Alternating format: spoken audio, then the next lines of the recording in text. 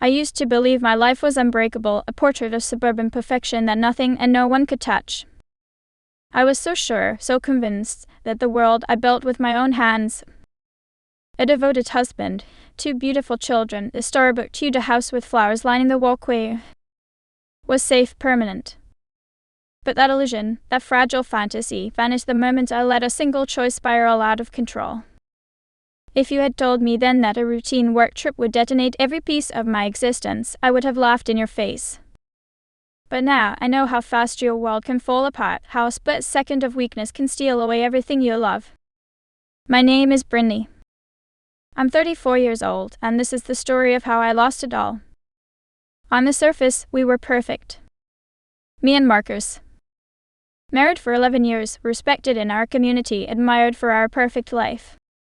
He was the corporate star, the one with the tailored suits and the steady income, and I was the anchor at home, orchestrating the endless ballet of soccer practices, school lunches, and birthday parties.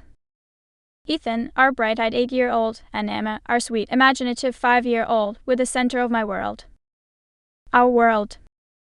But what no one ever saw were the cracks, the tiny, hairline fractures that grew in the silence between us at night, in the sighs I held back when no one was looking. I became a master at hiding them even from myself. I always had this impulsive streak. A kind of recklessness that people called a quirky, but if I'm honest, it was a warning sign I refused to see. Sometimes it was shopping online late at night, sometimes it was whisking myself off for a last-minute girls' weekend. But this time it was different. This time it was a decision that would flip the axis of my world.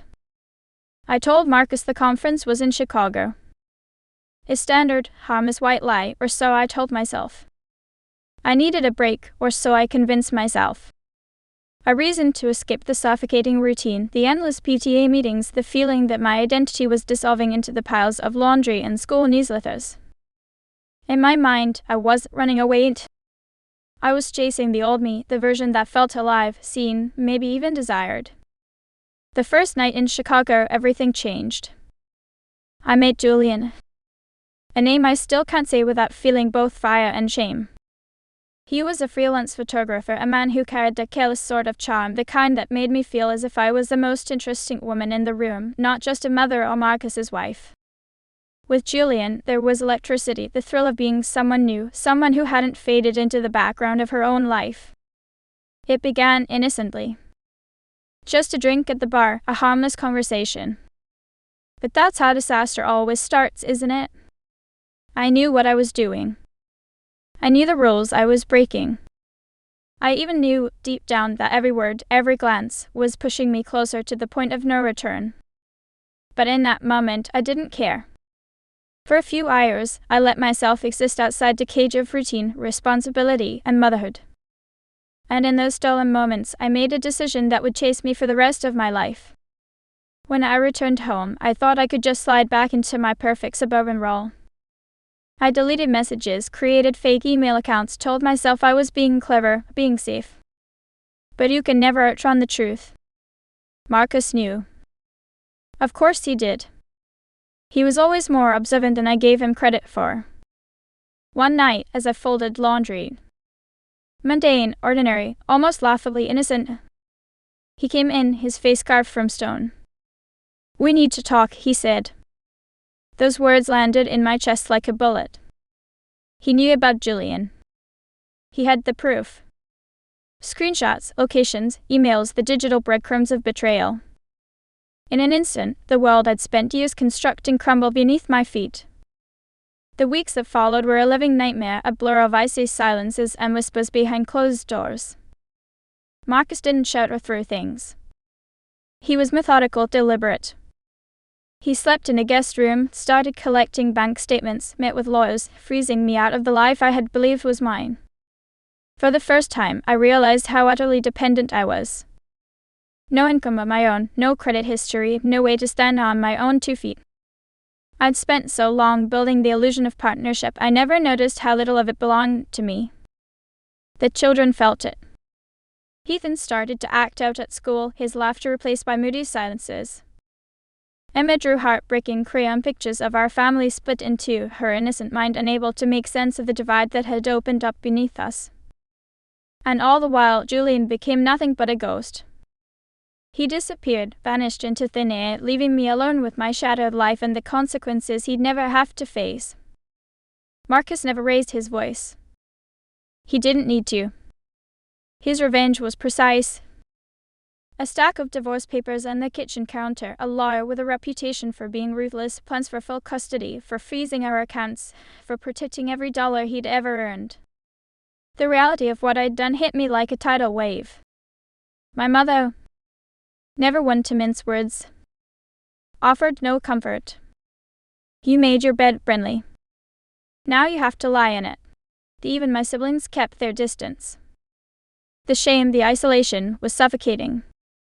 Court was a cold, alien world.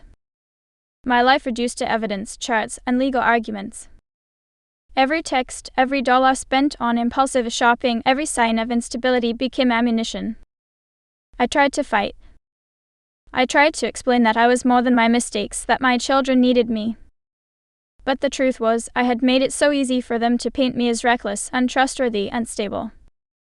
Marcus looked like he'd been preparing for this his entire life. Stoic, organized, the good parent. The judge barely looked at me as she handed down her ruling. Marcus would keep the house, primary custody, and the stability I chatted. I would get weekends, supervised. I was exiled from the life I had given everything to build. My first apartment was a shoebox so tiny it made me feel smaller with every passing day. Ethan and Emma visited on weekends, their conversations hesitant, their love now tentative. Like they were afraid I would break again if they reached for me. I saw what I truly lost, not just a marriage, but the trust and respect of my children, the very foundation of family. I searched for work, desperate for any sense of purpose. Every interview was a reminder of how much I'd lost. Years erased by motherhood, professional skills now a distant memory. My confidence, once so unshakable, was gone. Emma woke up crying for her father. Ethan's grades slipped, his spark all but gone. The pain I saw in their eyes was a punishment I would carry forever. And Marcus, he never gloated. He simply rebuilt, one careful step at a time.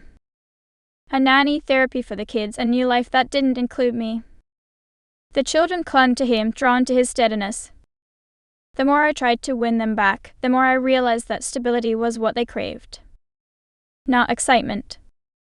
Not passion.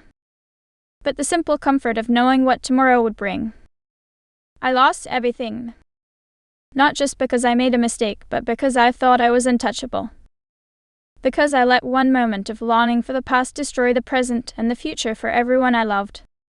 Julian, the so-called adventurer, became nothing more than a shadow, a symbol of everything I gambled and lost. Marcus won, not because he fought dirty, but because he chose consistency, patience, and care. Everything I had taken for granted. Now, in this small apartment, with nothing but the echo of my choices to keep me company, I finally understand. The true value in life isn't in chasing excitement, but in nurturing what you already have.